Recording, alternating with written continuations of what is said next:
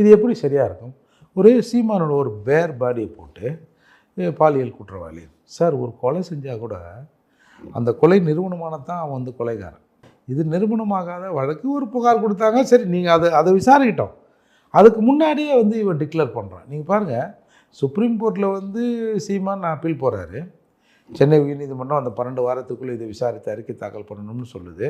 ஏன்னா அந்த வழக்கில் சீமான் தான் போகிறார். இது தொடர்ந்து சும்மா அந்த மாதிரி டார்ச்சர் பண்ணுறாங்க, எப்பப்பெல்லாம் இவங்களுக்கு தேவைப்படுகிறதோ அப்போது இதை எடுத்துக்கொண்டு என்னை டார்ச்சர் பண்ணுறாங்க, என்னை அசிங்கப்படுத்துகிறாங்க, அதால் இந்த வழக்கை கேன்சல் பண்ணணும், தள்ளுபடி பண்ணணும் தான் சீமான் போகிறாரு.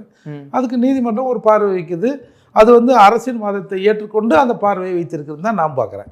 அப்படி இருக்கும்போது சீமான் வந்து சுப்ரீம் கோர்ட் போகிறாரு. அது நம்பர் ஆகிடுது, அந்த வழக்கு வரப்போகுது. உடனே அந்த வழக்கு வந்தால் சீமானுக்கு ஆதரவாகவும் சில தீர்ப்புகள் வரலாம் அப்படின்ற அடிப்படையில் இம்மிடியேட்டாக சீமானை அசிங்கப்படுத்தணும் அப்படின்னு சீமான் கைது, சீமான் சிறைக்கு போவார், சீமானுக்கு 6 மாதம் ஜெயிலு, சீமான் எல்லாத்துக்கும் தயாராகிட்டார், பொறுப்புகளை எல்லாருக்கும் சொல்லிட்டாரு, நான் ஜெயிலேருந்து வர வரைக்கும் நீங்கள் என்னென்ன பண்ணணும்னு அப்படின்னு இவன் வந்து செய்தியை போடுறான். அப்போது இப்படி பட்ட பகல்ல இப்படி வேலையில் வருவவங்க பெண்களுக்கு எந்த அளவுக்கு பெண்கள் பாதுகாப்புலாம் பேசுவாங்க. இவங்க இப்படிப்பட்டவங்க சீமானுக்கு எதிராக மட்டும் வாய்க்கிலேயே பேசுகிறாங்கல்ல, இவங்க அதுக்கு தகுதியானு நினைக்கிறீங்களா நீங்கள்? இல்லை, அதுவும் கனிமொழி பேசுது சார். இப்போ எடப்பாடியார் அவர்களிடம் வந்து ஒரு கேள்வி கேட்டாங்க இந்த சீமானு வர குறித்து. அது அவர் என்ன சொன்னார், ஏங்க வேறு வேலை தான் கேள்வி கேளுங்க, அதெல்லாம் ஏங்க அப்படின்றார். அதாவது பாலியல் குற்றச்சாட்டு இந்த மாதிரியான குற்றச்சாட்டுக்கு உள்ளாகாத ஒரு மனிதர் எடப்பாடியார். ஆமாம், அவரே என்ன சொல்கிறாரு, ஆனால் வேறு எதுனா இந்த கேள்வி என்ன அரசியலாக ஏதாவது கேளுங்க, இதெல்லாம் சொல்கிறதுக்கு எனக்கு வெக்கமாகுதுன்ற மாதிரி தானே அர்த்தம் அதுக்கு. ஆனால் இந்த சைட் பாருங்கள், இந்த பக்கம் ஒரு லிஸ்ட்டு போட்டோம்னா இந்த பக்கம் பெரிய லிஸ்ட்டு போடலாம்.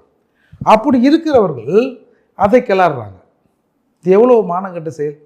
இப்போ இன்றைக்கு வந்து நாம் தமிழரோட தம்பிகள், சரி நீங்கள் வந்து எங்கள் சீமான் மேலே சொல்கிறீங்கல்ல, சரிப்பா நாங்கள் உங்கள் மேலெலாம் சொல்கிறோம்பா அப்படின்னு சொல்ல ஆரம்பித்தா என்ன நடக்கும்? இது எதை நோக்கி போகுது இந்த கலாச்சாரம்ங்கிறது நமக்கு தெரியல.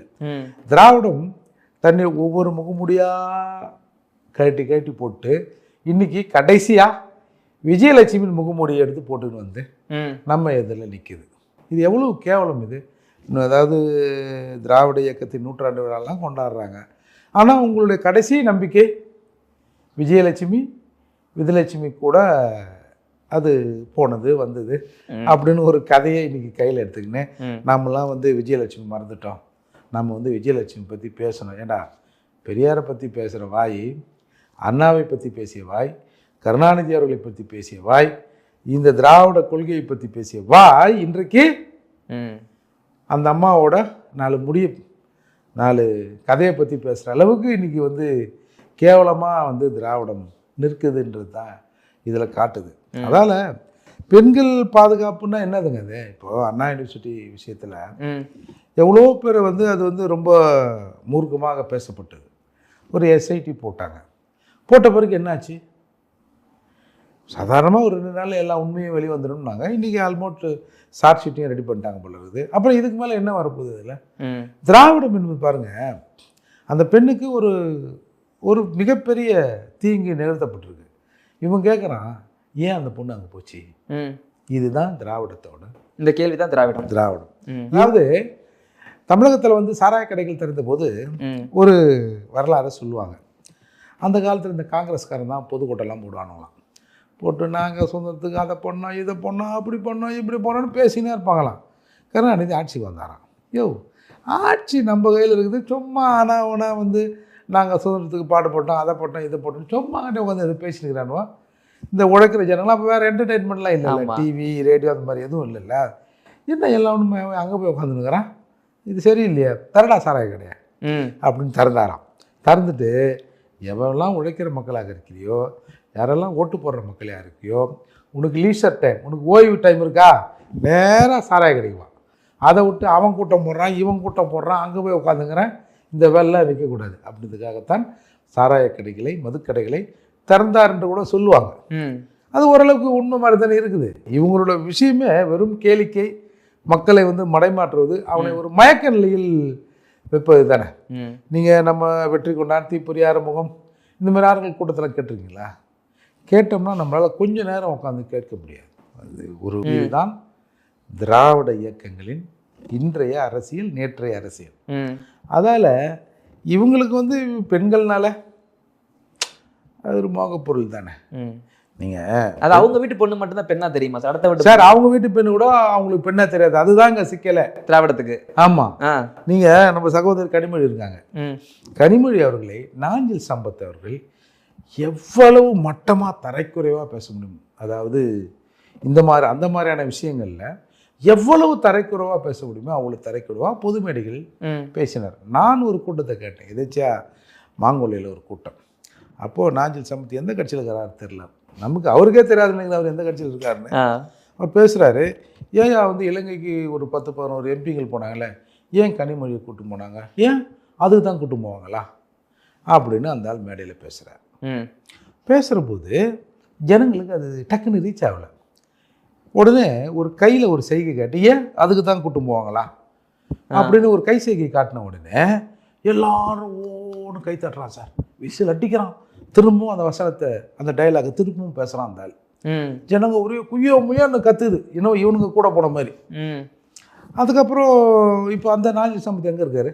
அறிவாலயத்தில். அறிவாலயம் தானே இருக்காரு சார். சுபவின்னு ஒருத்தன் இருக்கான், ராஸ்கல், காசு கொடுத்தா குறைப்பான் இப்படின்னு பொது மேடைகளில் பேசினார். அப்புறம் வீரமணின்னு ஒருத்தர் இருக்கான், காசு கொடுத்தா நிரோத் விளம்பரத்தில் நடிப்பான். இவர் பேசினவர் நீங்கள் தட்டி பாருங்கள் யூடியூப்பில், இன்னமும் இருக்குது. நிரோத் விளம்பரத்தில் நடிப்பான். தூக்குறதுக்கு ஆள் இல்லாமல், அதாவது பணத்தை தூக்க ஆள் இல்லாமல் சாவாமல் கிடக்கிறான் சார். இப்படி வந்து திராவிடத்தை கண்டம் பண்ணி பேசிய நாஞ்சில் சம்பத் இன்றைக்கி எங்கே இருக்கார்? இன்றைக்கி திமுகவின் கூடாரத்தில் தானே இருக்கிறாரு. சரி, கோவத்தில் ஒன்று சொல்கிறது, ஒரு நம்ம வீட்டில் இருக்கிற பெண்ணை மிக கேவலமாக ஒருத்தர் வந்து கொச்சையாக பேசிட்டு திரும்ப நம்ம வீட்டுக்குள்ளேயே வரான்னா ஒன்று நம்ம சூடு சொன்ன இல்லாதவனா இருக்கணும், இல்லை அதுக்கு வேறு மாதிரி கூட அர்த்தம் சொல்லலாம். அப்போது இவங்க பாரு, இவங்க கேட்டால் என்ன சொல்லுவாங்க, இது அரசியலில் இதெல்லாம் சாதாரணமாப்பான்னு சொல்லுவாங்க. அரசியலில் சாதாரணம்னா வீட்டு பெட்ரூம் வரைக்கும் நீ நுழைஞ்சி எல்லாரையும் கண்டமேனிக்கு பேசிடுவியா? ஒரு வரைமுறை வேணாம் சார். நீங்கள் கனிமொழி என்கிற பெண்ணை விடுங்க சார், முதல்வர் ஸ்டாலின் அவர்கள் சகோதரி என்பதை விடுங்க சார். ஒரு பெண்ணை பொதுவெளியில் இப்படி பேசலாமா?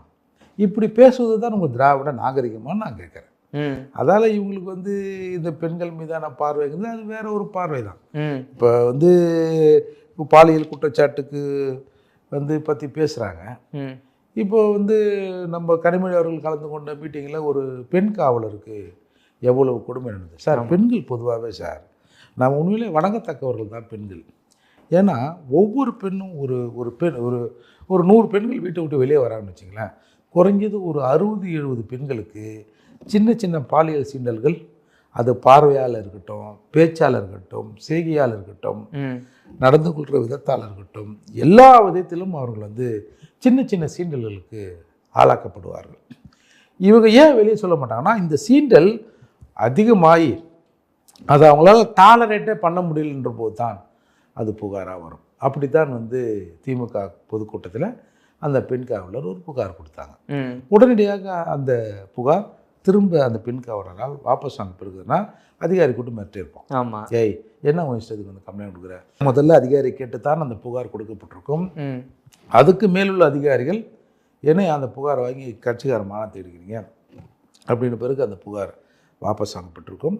திரும்பவும் அண்ணாமலை அப்புறம் நம்ம எடப்பாடியார் போன்றவர்கள் வந்து அதை பொதுவெளியில் பேசி பிறகு அது திரும்பவும் நடவடிக்கை எடுக்கப்பட்டு அப்புறம் சிறைக்கு போனாங்கன்னு வச்சுக்கலாம். இதுதான் இவர்களுடைய எதேச்சியான நிலை. நான் வந்து ஒரு பெண்ணை பார்த்து ஒரு ஆணுக்கு ஈர்ப்பு வருவது இயல்பு தான் சார். ஆனால் ஒரு நடைமுறை இங்கே ஒரு பழக்க வழக்கம்னு ஒன்று இருக்குல்ல, ஒரு சோசியல் டெக்காரம் இருக்குல்ல, அதுக்கேற்ற மாதிரி நடக்கணும். அதையெல்லாம் நாம் வந்து திமுக காரர்கிட்ட எதிர்பார்க்கறது கஷ்டம். அப்படி இருக்கிற நிலையில் உன் முதுகின் மீது 1000 குற்றச்சாட்டுகள் நீங்கள் வைத்துக்கொண்டு அரசியலுக்காக மட்டும் நீங்கள் சீமானவர்களை கொச்சைப்படுத்துனீங்க.